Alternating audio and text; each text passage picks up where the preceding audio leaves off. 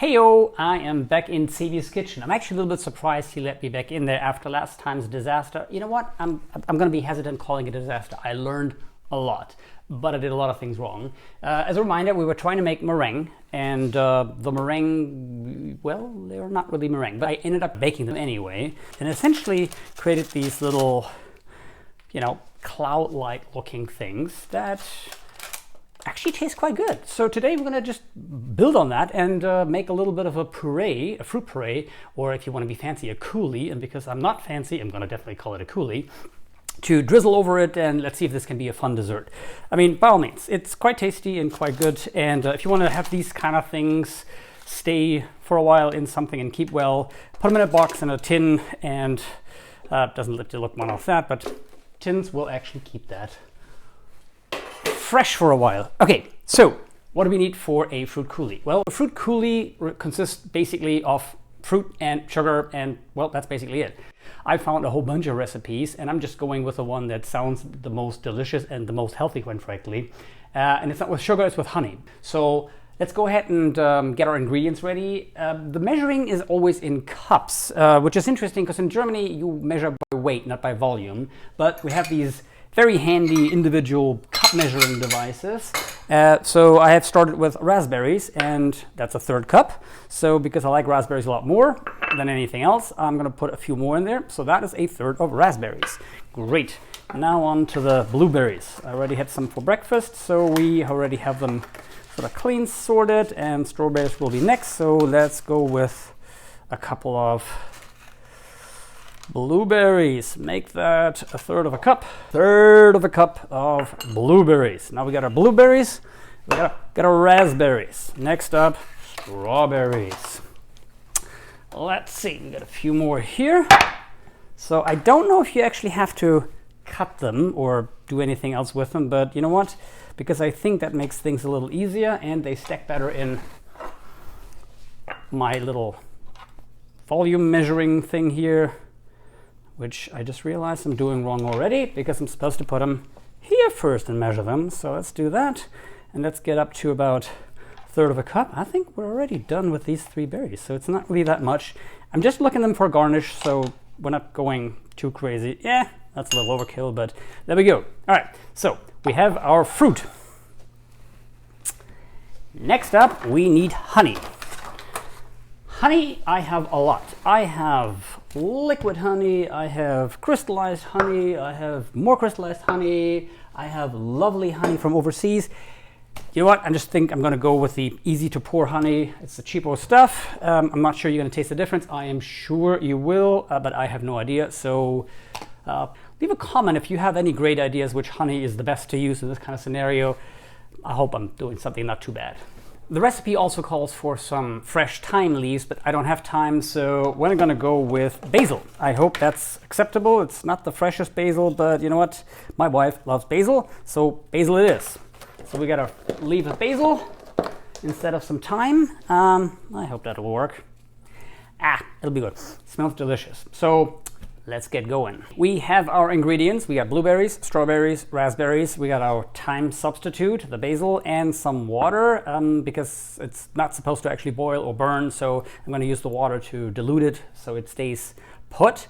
And we're going to have ourselves a honey. This is all supposed to go into a saucepan. Well, this is the smallest pan that I could find, so it's going to have to do. This is induction, so it should get hot really, really fast. So let's go ahead and just add everything to the mix and get going. There are our berries. So we got those going. I'm going to just put this in whole. You know what? I'm just going to tear it up a little bit. It didn't say anything, so there you go. Supposed to put in 1 tablespoon of water. So there is that. I'm going to leave that close by just in case. And 1 tablespoon of honey. So let's do that. I am sure, I just realized there's also measuring cups for tablespoons. I'm just using this because it is a tablespoon, even though I'm sure I was supposed to use an actual tablespoon measuring thing. This is when, when you don't do milliliters or anything like this, you just use tablespoons or teaspoons. All my spoons have different sizes, so not very helpful for someone like myself. All right, It's supposed to go on medium heat, so let's turn this on. That's high, that's medium. What is high? High is 10, so medium would be 5, I guess. There you go. And it says to simmer over medium heat for about 5 minutes.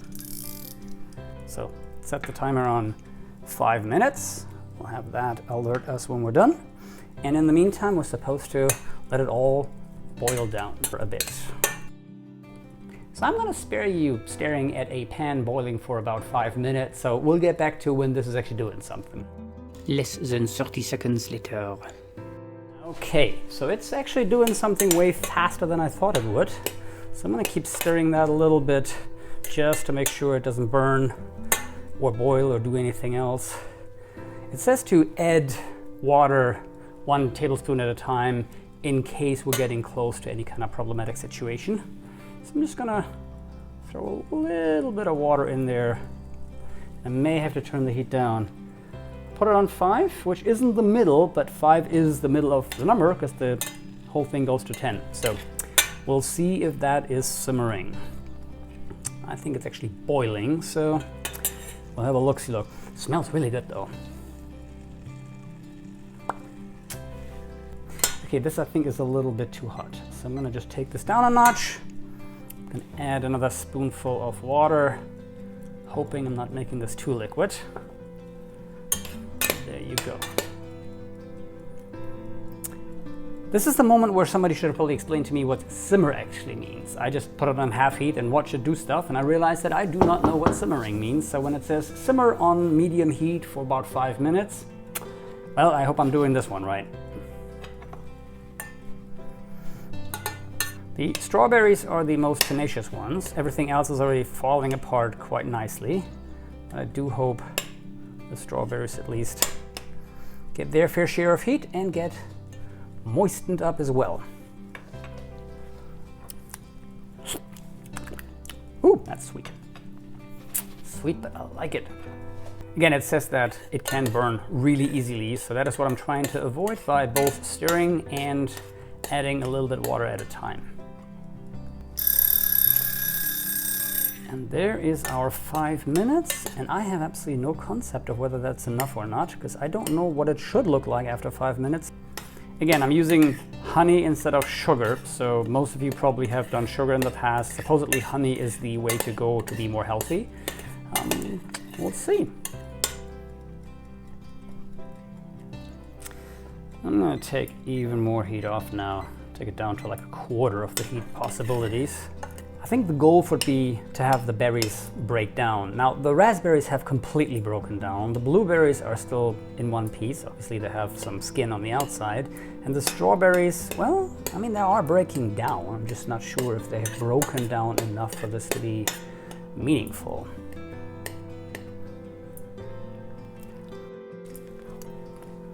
All right, I'm gonna take the heat off now. That's a nice thing with induction. You turn the heat off, and the moment you do, it stops boiling. It is immediate. All right, now we're done with that. Let's move on to the next step. We are supposed to blend the whole concoction. We have our nice little fruit berry cooked menagerie. Pour that in there.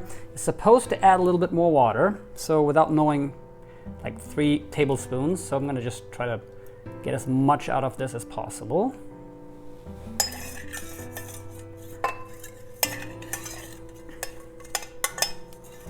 There we go.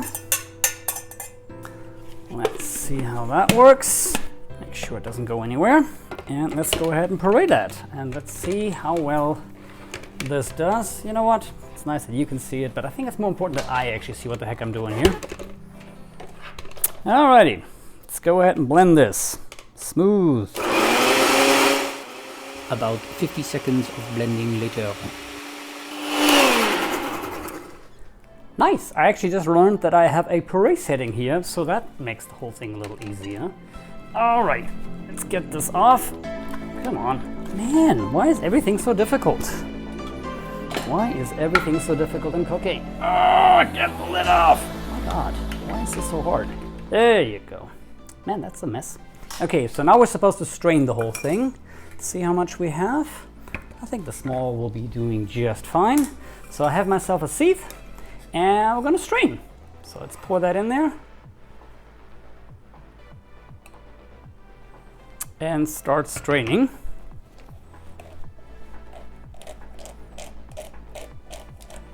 Does it come through? Yes. Ooh, this looks good. Maybe I've actually done something right for a change. Check that out. So apparently if you don't really want to strain it because you like the skins of the blueberries or the seeds of the raspberries, you can absolutely do that. So there's no need, it's not a must that you have to strain this, but it's an option worth considering. Let's get the rest in here. All right, let's hope this is most of it.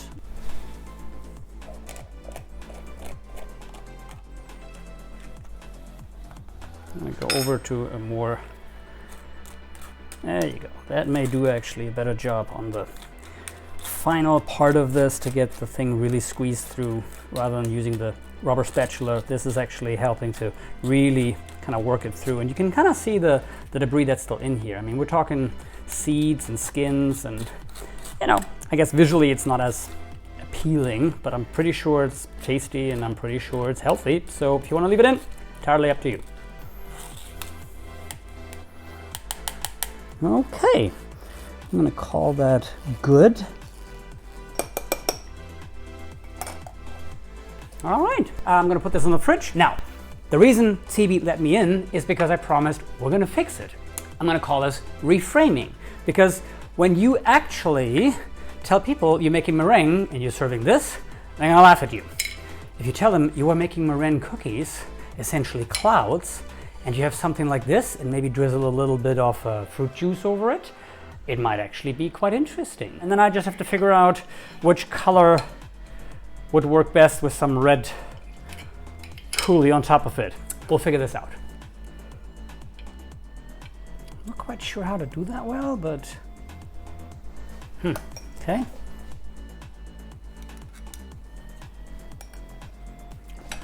All right. I wanted to do really stripes and I really don't know how to do those, so maybe I need to fling them or something, but come on, as compared to the disaster that is the not meringue, don't tell me this doesn't look actually decent. It's gonna taste great. Let me just try this.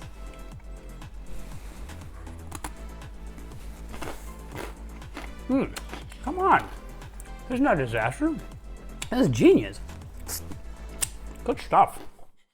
With that, and save you back on my good side, let me remind you that I do not really know what I'm doing here. I'm just having fun and I learn as I go. And I really do encourage you to do the same thing. What's the worst that can happen? By the time I edit this video, there's a good chance I will have figured out how to make this look pretty. I'll put that right there and probably do a separate short. So like, subscribe, and all the other good stuff so you don't miss it. And go try something yourself. Until then, I'll see you next time. Okay. Oh, get the lid off. Bona fide Martha Stewart is who I am. Go. Man, that's a mess.